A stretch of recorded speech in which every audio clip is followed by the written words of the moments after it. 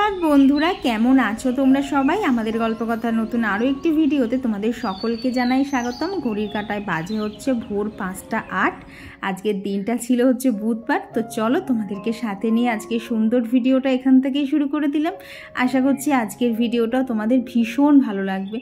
তো এখন করে তো তোমরা জানোই আমাকে 5টা থেকে 5:30টার মধ্যে উঠে কিন্তু সমস্ত কাজ শুরু করে দিতে হচ্ছে, যার জন্য ওদিকে 11টা 11:30 কি বড়জোর ধরো 12টার মধ্যে কিন্তু সমস্ত কাজও হয়ে যাচ্ছে। আর এই কাজগুলো কিন্তু তোমরা তো দেখতেই পাও, প্রত্যেকটাই একদম নিট অ্যান্ড ক্লিন পরিপাটি করে করার চেষ্টা করি, যতটা আমার পক্ষে করা সম্ভব হয়। তবে জানো তো আজকে একটু দেরি হয়েছিল, কারণ আজকে ছিল হচ্ছে বাজার যাওয়া। তো সংসারের সমস্ত কাজ ছেড়ে আবার বাজার থেকে এসে বাজার করে রান্না করা কিন্তু আরও একটুখানি ঝক্কির ব্যাপার। আর যা গরম পড়েছে না, বাজার করে এসে রান্না করব কি, গরমে যা কষ্ট হয়, তখন মনে হয় একটুখানি বসি, পরে রান্না করব, একটা দিন দেরি হলে কোনো ক্ষতি হবে না। তো এইসব সমস্ত তো চলতেই থাকে।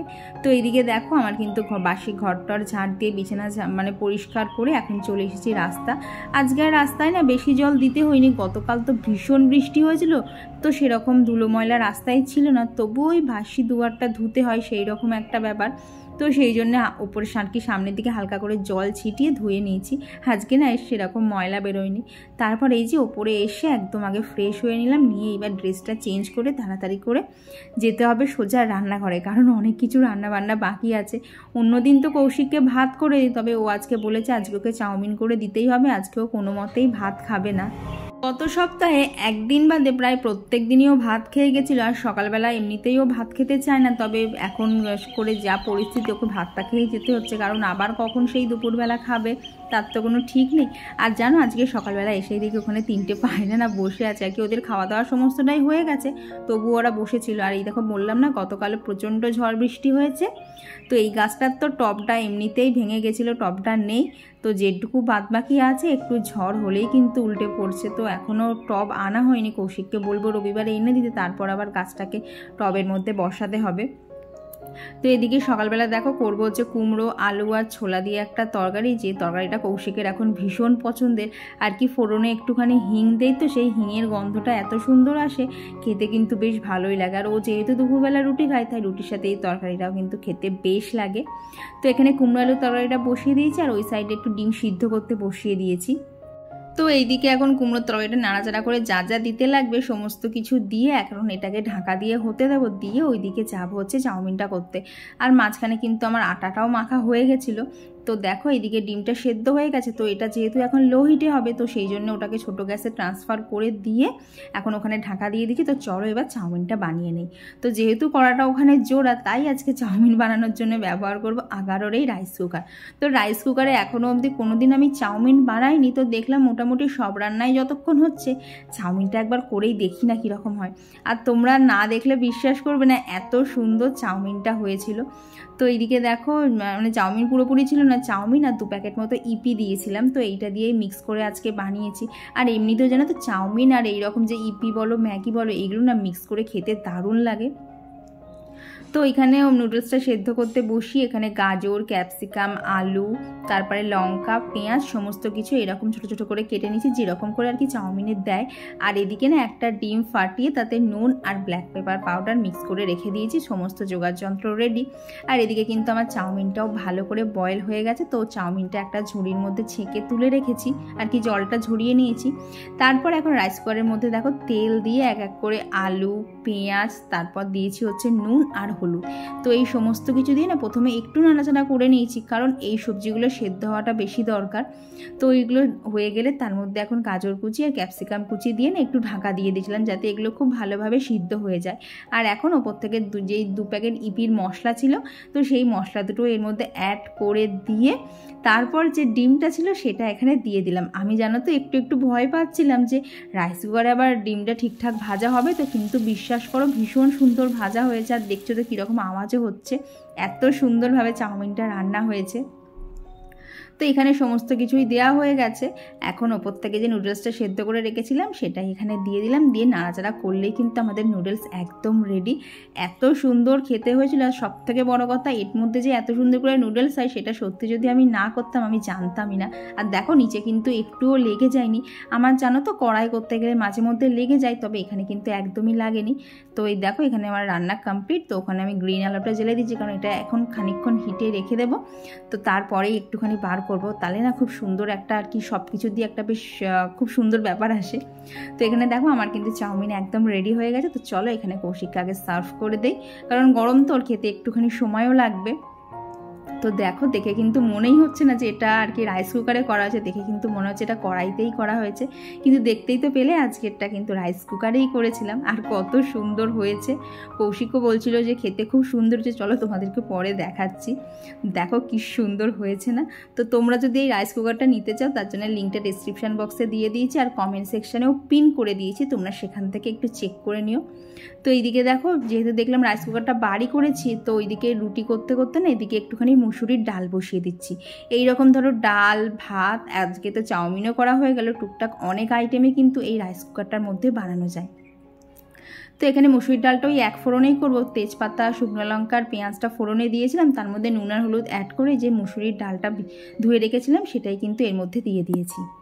আর এখন ভালো করে সব কিছু একদম ভালো করে মিশিয়ে নিয়েছি, নিয়ে এই যে ঢাকা দিয়ে দিলাম। ওদিকে আর তাকানোর কোনো দরকার পড়বে না, খুব বেশি হলে 8-10 মিনিট মতো লেগেছে, আমার কিন্তু ডাল হয়ে গেছে একদম রেডি। আর যেহেতু এটা ঢাকা দিয়ে দিয়ে রান্না হয় তাই কিন্তু ভীষণ তাড়াতাড়ি রান্না হয়ে যায়। তো আমার রান্নাঘরে যেহেতু স্পেস কম তাই কিন্তু আমার সঙ্গে সঙ্গে জিনিসগুলো বার করলে না আগে ধুয়েও রাখতে হয়।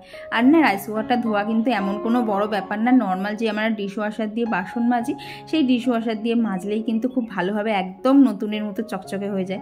আর যেহেতু এখানে তো খাবার লেগে যায় না, তো সেই জন্য না এটা খুব একটা বেশি নোংরা হয় না। তো ওটাকে তো ভালোভাবে ধুয়ে নিয়েছি, এখন যে মেন আর কি বডিটা আছে সেটাকে একটা ভেজা কাপড় দিয়ে ভালো করে মুছে নিচ্ছি, কারণ এটাকে তো আর জলের মধ্যে স্নান করানো যাবে না, তাহলে জিনিসটাই 12টা ভেজে যাবে। তো এটাকে একটা ভেজা কাপড় দিয়ে সুন্দর করে পরিষ্কার করে নিচ্ছি, নিলেই কিন্তু একদম ঝকঝকে তকতকে হয়ে যাবে আবার রাইস কুকারটা। তো এই লিঙ্কটা ডেসক্রিপশন বক্সে দিয়ে রেখেছি, তোমরা সেখান থেকে পারচেস করে নিতে পারো। তো এইদিকে তো ওদিকে অনেকটা রান্না হয়ে গেল, এদিকে এখন কুমড়ো আলুর যে তরকারিটা করেছিলাম সেটাও হয়ে গেছে, মাঝখানে আমার আটা মাখাও কমপ্লিট। এবার ঝমঝম করে রুটি কটা করে নিলেই কিন্তু হয়ে যাবে। আর এই যে সকালবেলা করে উঠে না এত তাড়াতাড়ি সমস্ত কাজ করি জানো তো, আমার কাজগুলোতে এক অতিরিক্ত তাড়াতাড়ি হয়েও যায়। আর জানি না দিনের শেষে জানো তো অনেকটা বেশি কিন্তু সময়ও পাওয়া যায়, তখন সেই সময়টা আমি একদম বলতে পারো মন প্রাণ দিয়ে এডিটিংয়ের কাজগুলো করতে পারি। কারণ প্রত্যেক দিন সংসার সামলে এডিট করে ভিডিও আপলোড করা, এটা একমাত্র আমরা যারা করি তারাই বুঝতে পারি যে এই কাজগুলো করে এডিটিংয়ের জন্য ঠিক কতটা পরিমাণ টাইম আমাদেরকে বার করতে হয়। কারণ দেখবে আমি যে কাজগুলো করি কম বেশি সবাই কিন্তু তোমরা এই কাজগুলোই বাড়িতে করে থাকো, তারপরে বা তোমরাই বলো তো কতটা সময় ফাঁকা থাকে। আর একটা ভিডিও এডিটিংয়ের পেছনে কমপক্ষে 5 থেকে 6 ঘন্টা টাইম লাগে একটা ভিডিও এডিট করে আপলোড করতে। তো সারাদিনের কাজের ফাঁকে ডেলি এই 5-6 ঘন্টা টাইম ম্যানেজ করাই কিন্তু আমার কাছে একটা বিশাল চ্যালেঞ্জিং হয়ে যায়। তবুও কাজের ফাঁকে ফাঁকে তোমাদের জন্য ভিডিও রেডি করি, কারণ তোমরা বলো যে অনেকেই আমার ভিডিওর জন্য ওয়েট করে থাকো, প্লাস তোমরা ভিডিওতে এত ভালোবাসা দাও যে দিনের শেষে যদি আমি ভিডিও না দেই না তখন মনে হয় কি যেন একটা মিস করে গেলাম, তোমাদের আজকে আর কারোর কমেন্টগুলো পেলাম না সেরকম। তোমার সকাল সকাল আজকে রাইস কুকারের চাউমিন কেমন লাগলো? খুব ভালো লেগেছে, একটু অন্যরকম টেস্টটা লাগছে। অন্যরকম? কড়াইতে রান্না, আমি তো একই জিনিস দিয়ে রান্না করেছি। স্পাইসিটাও লাগছিল বেশ এর মতো। হ্যাঁ স্পাইসি পেলে তো তোমার আর কিছু লাগে না।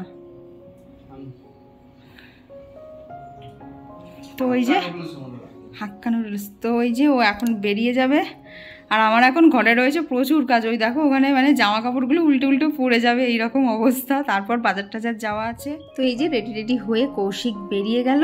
আর এরপরে জানো তো সকাল থেকে একটানে কাজ করছিলাম, কোমরটা বেশ ভালো ব্যথা করছিল, তাই ভাবলাম কোমরকে আর কষ্ট দিয়ে লাভ নেই, এই যে আমার কাছে মানে পেন বামটা রয়েছে এটাই এখন কোমরে দিয়ে নেবো। এটা জানো তো দিলে খুব তাড়াতাড়ি আর কি কমে যায়, কোমরটা যে দপদপানি ব্যাপারটা থাকে না খুব তাড়াতাড়ি সেরে যায়। তবে জানো তো এই মলম আর বেশি নেই, আর এই কোটোটা দেখতে পাচ্ছ আর মনে হয় হাফ কোটো আছে, তারপরে এই মলম শেষ, তখন আবার গয়ঙ্কচ্চ সেই মুভার ভলিনিতেই আমাকে ট্রান্সফার করতে হবে। এটা বাপি যখন বাইরে থাকতো তখন ওখানকার ক্যান্টিন থেকে নিয়ে এসেছিলো, যেন ভীষণ ভালো কাজ দেয়। তো তো কৌশিক যাওয়ার আগে তো একবার ঘরটা মোটামুটি করে ঝাঁট দিয়ে নিয়েছিলাম, মানে শুধু ঘরটা দিই, এই সাইডগুলো তখন আর দেওয়া সম্ভব হয় না। তো চলে যাওয়ার পর খুব ভালোভাবে ঝাঁট দিয়ে রাখি, নাহলে না পরে আমার মুছতে গেলে খুব সমস্যা হয়, ওই কুটো কাটা ধুলো থাকবে, তখন আবার জল বারবার চেঞ্জ করতে হবে। তাই সকালবেলা এই যে ঝাঁট দেওয়াটা, এটাকে কিন্তু আমি খুব ভালো করে দিয়ে রাখি, যাতে পরে আমার ঘর মুছতে সেরকম কোনো কষ্ট না হয়। তো চলো এদিকে কাজ করতে করতে তোমাদের সাথে বেশ কিছু কমেন্ট শেয়ার করে নিই। তো আমার গত ভিডিওতে কমেন্ট করেছিল পুষ্পা জয়শ্রী ব্লগ থেকে দিদিভাই, তাপস পাল আইডি থেকে দিদিভাই, জুঁই খান দিদিভাই, আর কমেন্ট করেছিল ঝর্ণা এজেন্সি থেকে দিদিভাই, ববিতা সিংহ দিদিভাই। আর জুঁই খান দিদিভাই লিখেছে, আপু আমি কিন্তু তাড়াতাড়ি উঠতেই পারি না। কি বলো তো, আমিও আগে উঠতে পারতাম না, কিন্তু এখন ওই যে কাজের প্রেশার থাকে তখন কিন্তু আমাকে বাধ্যতামূলক উঠে পড়তেই হয়। এখন আর উঠতে পারি না বললে কথাটা আর চলে না, এখন উঠতে হবে, এই জিনিসটাই মাথার মধ্যে গেঁথে গেছে। আর কমেন্ট করেছিল জয়শ্রী বিশ্বাস দিদিভাই। আর কৃতি দিদিভাই লিখেছে, দিদি আমি তোমার চ্যানেলের নিউ মেম্বার, আমার নামটা একবার বলো প্লিজ। তো দেখো দিদিভাই, তোমার নাম কিন্তু বলেছি, তো তুমি যদি শুনে থাকো অবশ্যই কমেন্টে জানিও। আর কমেন্ট করেছিল কাকলি দিদিভাই। তো দিদিভাই লিখেছে, আমার বাড়ি কোথায়? তো আমার বাড়ি হচ্ছে রানাঘাটে। আর সুরবিদি লিখেছে যে ব্লেন্ডারটা খুব সুন্দর হয়েছে। হ্যাঁ গো দিদিভাই, ব্লেন্ডারটা এত ভালো না, আর যেহেতু দেখলে তো ধরতে লাগে না, তারপরে এদিক ওদিক থেকে বেরিয়ে যাওয়ার কোনো ভয় নেই, ওই টুকটাক মানে রেগুলার ইউজ না করলে ওটাকে কিন্তু তুলে রেখে রেখে খুব ভালো ব্যবহার করা যাবে। আর দেখবে আমাদের গৃহবধূদের কিন্তু এই রান্নাঘরের জিনিসগুলো ভীষণ পছন্দের হয়। আর দেখবে একটানা একঘেয়ে জিনিস ব্যবহার করার থাকে না, মাঝে মধ্যে যদি একটু জিনিসপত্র চেঞ্জ করেও ব্যবহার করা যায় না, তাহলেও বেশ একটু অন্যরকম লাগে, তখন আর রেগুলার জীবনটা না একঘেয়েমি লাগে না। আর এমডি মানিক থেকে দিদিভাই কমেন্ট করেছে, আমি প্রতিদিন তোমার ভিডিও দেখি কিন্তু কমেন্ট করা হয় না। ঠিক আছে, কোনো অসুবিধা নেই, তবে মাঝে সাঝে করো, তাহলে আমার বেশ ভালো লাগবে। আর কমেন্ট করেছিল পিয়াসা। আর কমেন্ট করেছিল বনশ্রী খান দিদিভাই। তো দিদিভাই লিখেছে, ফার্স্ট কমেন্ট দিদিভাই নাইস ব্লগ, থ্যাংক ইউ গো। আর কমেন্ট করেছিল টুম্পা দিদিভাই। তো দিদিভাই লিখেছে, তোমার বিয়ের কয় বছর হলো? তো আমার বিয়ের 3 বছর কমপ্লিট হয়েছে। আর কমেন্ট করেছিল এমডি রাইট থেকে দিদিভাই। আর সায়ন্তিকা লিখেছে যে ও একটা অনেক বড় কমেন্ট করেছে, যেটার রিপ্লাই আমি এখানে দিলাম না, কারণ ওর কমেন্টটা বিশাল বড়। তো দেখো সায়ন্তিকা, তোমাকে কিন্তু অলরেডি আমি রিপ্লাই দিয়ে দিয়েছি, তো তুমি সেখান থেকে একটু চেক করে নিও। আর ওই যে বলছো না হসপিটাল ডাক্তার, ওইগুলোতে না আমারও ভীষণ ভয়, কারণ আমি এখনও অবধি ইঞ্জেকশন নিতে গেলে ভীষণ ভয় পাই। তো এইদিকে যা যা কাজটা ছিল সমস্ত কিছুই কমপ্লিট করে নিয়েছি, আর এখন যাব হচ্ছে বাজারে। তো তার আগে নিজেকে পুরো সানস্ক্রিনে মুড়ে নিয়েছি, হাত গলা মুখ আর কি যেটুকু যা এক্সপোজ এরিয়া থাকবে ভালো করে সানস্ক্রিন দিয়ে নিয়েছি। এই যে রেডি হয়ে গেছি, প্রচণ্ড গরম লাগছে। তো এই দেখো এরকম একটা শর্ট কুর্তি ছিল, নিচে যে প্যান্টটা পরা ছিল সেই প্যান্টটাই আছে, শুধু শর্ট কুর্তিটা পরে নিয়েছি। তো এই হচ্ছে আমার রেডি হওয়া। উফ, ফ্যানটা অফ হলে কি গরম লাগছে। তো একদম তো নিজেকে পুরো সানস্ক্রিনে মুড়ে নিয়েছি, এখন বেরোবো। তো চলো এখন বেরোনো যাক, কারণ অনেকটাই লেট হয়ে গেছে, এরপর নাহলে আর পিসি চলে আসবো, তখন আমার বাসন কোসন আমাকে মাজতে হবে। তো ঘড়িতে বাজে হচ্ছে 9:45, কাজ করতে করতে কখন যে সময় চলে যায় সেটাই ধরতে পারি না। তার মাঝখানে না 8 ঘন্টা কি 1.5 ঘন্টার মধ্যে এডিটিং কমপ্লিট করেছি। তো এই তো হচ্ছে অবস্থা। তো চলো এখন বেরোই। আর তারপর এই তো বেরিয়ে পড়েছি বাজার করতে যাওয়ার জন্য। আর আজকে এত গরম ছিল না, তার থেকেও বড় কথা এত ঘাম হচ্ছিল, জানো তো বাজার করব কি, ওই ঘাম সব চোখের মধ্যে গিয়ে চোখ মুখ জ্বলে একেবারে ছাই হয়ে যাচ্ছিল। তো তাড়াতাড়ি করে সমস্ত যা যা লাগবে বাজারে সব নিয়ে চলে এসেছি। আর কি কি মাছ কিনেছি চলো তোমাদেরকে বাড়ি গিয়ে দেখাচ্ছি, কারণ অনেক বাজার ছিল, তো হাতে ব্যাগ ছিল, ছাতা ছিল, তাই আর বেশি ভিডিও করতে পারিনি, ওই মাঝে মধ্যে একটু করে করেছি। তো এখান থেকে বেশ কিছু সবজিও নিয়েছি। তারপর বাড়ি এসে ফ্রেশ হয়ে কোনো দিকে তাকানো না, একটু ঠান্ডা গরম জল মিক্স করে নিয়েছি, দিয়ে যে গ্লুকন্ডিটা আমার খেতে ভালো লাগে না সেটাকেই এখন দায়ে পড়ে খেতে হচ্ছে, কারণ প্রচণ্ড কষ্ট হচ্ছিল। আর এই সময়টাতে না মনে হচ্ছিল একটুখানি বসি, মিনিট 15 করি, তারপরেই কাজ করব, কিন্তু যেহেতু বাজারে গেছিলাম তাই আসতেও দেরি হয়েছে, পিসি আবার গরম বলে তাড়াতাড়ি কাজ করতেও আসছে, তাই দেখলাম বসে আর লাভ নেই, রান্নাটা আগে সেরে নেই, তারপরেই ধীরে সুস্থে আবার বাকি কাজ করবো খুনি, নাহলে পিসি আবার চলে গেলে এই বাসন কোসন আবার আমাকে মাজতে হবে। তো আজকে এনেছিলাম হচ্ছে এখানে চুনো মাছ, যেটা দিয়ে সুস্মিতা দিদিভাইয়ের বলা একটা রেসিপি আগামী দিন করব। আর এখানে এনেছিলাম হচ্ছে ট্যাংরা মাছ, আর এনেছিলাম পাবদা মাছ। তো দেখলাম ট্যাংরা মাছটা না ভাজতে রান্না করতে একটু সময় বেশি লাগবে, তো তাড়াতাড়ির মধ্যে দেখলাম পাবদা মাছটা তাড়াতাড়ি রান্নাও হয়ে যাবে, ভাজতেও বেশি সময় লাগবে না।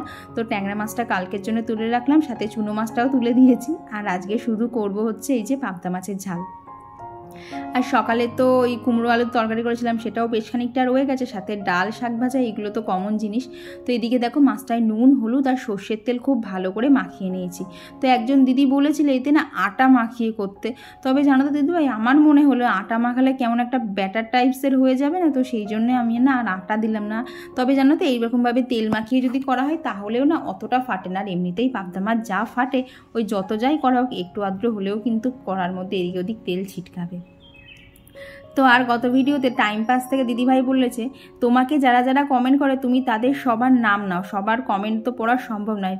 থ্যাংক ইউ গো দিদিভাই যে কেউ তো একজন বুঝেছে, নাহলে সবাই বলে আমার কমেন্ট পড়ো না, আমার কমেন্ট পড়ো না।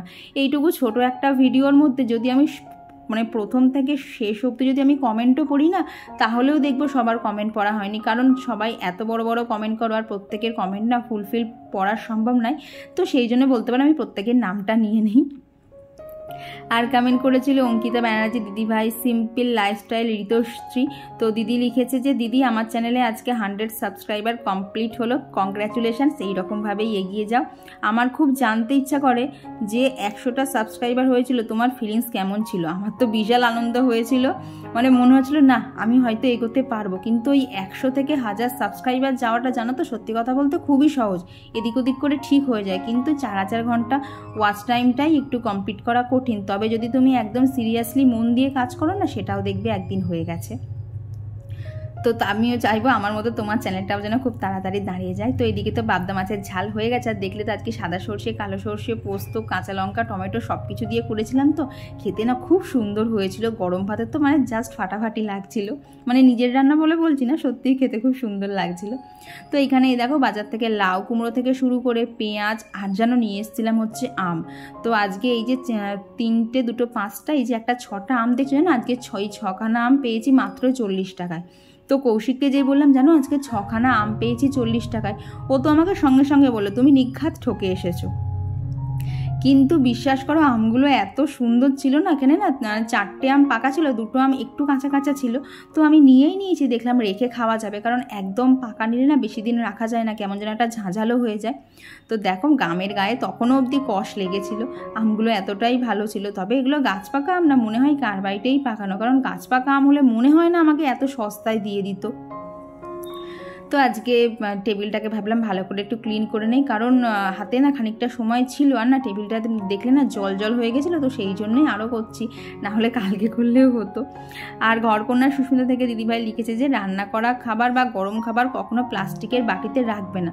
জানো তো দিদিভাই ওটা না প্লাস্টিকের না, মানে বাটিটার পেছনে না লেখা ছিল মাইক্রোওয়েভ সেফ, তো সেই জন্যই না গরম খাবার ওতে আমি ঢালি। তো বাটিটা প্রায় 2.5 বছর মতো হয়ে গেছে, এখনও জানো তো ওর কোনো সমস্যা হয়নি, তো সেই জন্যই ওইটার মধ্যে ঢালি। আর কমেন্ট করেছিল অনেক দিন বাদে গণেশ শ্যামলী আইটি থেকে রাখি দিদিভাই, তো তুমি যে এতদিন পর আমাকে মনে রেখেছো এটাই আমার জেনে খুব ভালো লাগলো, কারণ আমি তো ভেবেছি তুমি হয়তো আমাকে ভুলেই গেছো।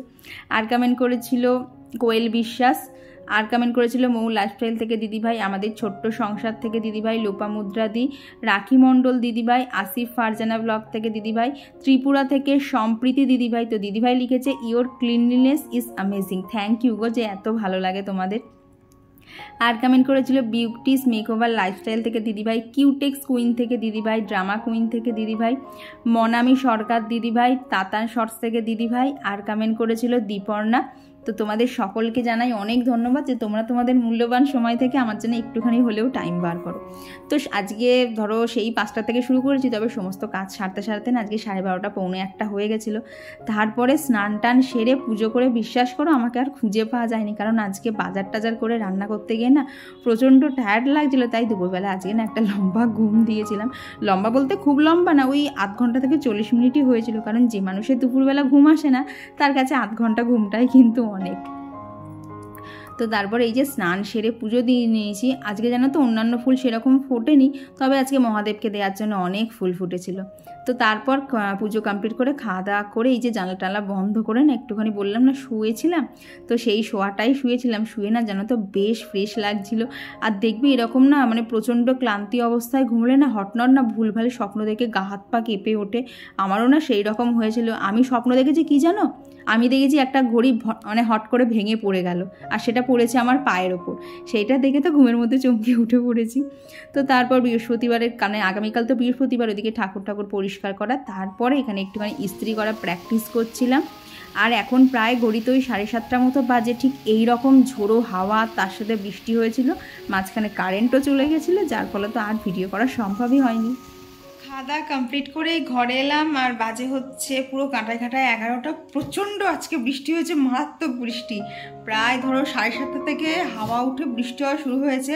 কৌশিক যখন বাড়ি ঢুকলো তখন 10টা 15 মতো হবে, তখনও ঝিরঝির করে বৃষ্টি পড়ছে। এখন পড়ছে আর বাইরে, এখনও তো কৌশিক বলছে এখনও বাইরে টিপটিপ করে পড়ছে। তো আসলাম, খাওয়া দাওয়া হলো, দিয়ে তো এই ঘরে এলাম। তো এবার তুমি বলো, আমি আমগুলো সস্তায় কিনে ঠকেছি না ভালো হয়েছে?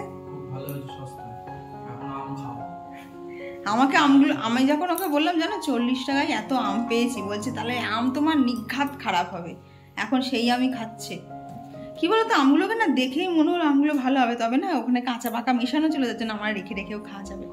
তো চলো আজকের ভিডিওটা এখানেই রাখছি। ভিডিওটা তোমাদের কেমন লাগলো অবশ্যই জানিও, ভালো লাগলে প্লিজ একটা লাইক করে দিও। তো চলো আজকের জন্য টাটা।